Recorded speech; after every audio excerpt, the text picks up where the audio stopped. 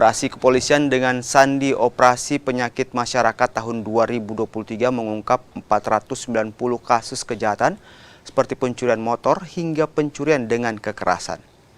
Dari 490 kasus, 83 kasus merupakan target operasi. Dari pengungkapan ini, polisi menangkap 490 orang yang 45 diantaranya merupakan anak di bawah umur.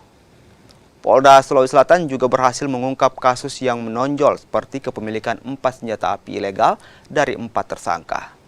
Sementara 47 barang bukti diamankan dari sejumlah kasus, diantaranya 6 unit mobil, 72 motor hingga uang hasil kejahatan senilai 22 juta rupiah. Operasi kepolisian dengan sandi Operasi Pekat Lipu 2023 yang dilaksanakan selama 20 hari. Dengan mengedepankan fungsi reskrim yang didukung oleh fungsi operasional lainnya secara terpadu dalam penegakan hukum terhadap pelaku kejahatan, antara lain kejahatan perjudian, miras, sajam, prostitusi, serta kejahatan lainnya yang meresahkan masyarakat. Dalam rangka mewujudkan Kamtibmas secara intens, Polda Sulsel sudah mengambil langkah-langkah.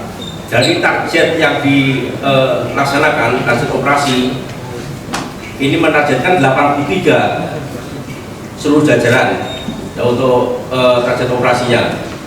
Satgas Polda menargetkan 9, kemudian Polrestabes Makassar 12, Teto, kemudian Res Pelabuhan 2, Res Gua 12. Ini juga dilihat berdasarkan tingkat kejahatan-kejahatan di masing-masing Polres.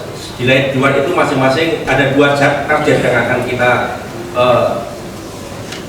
kita ungkap.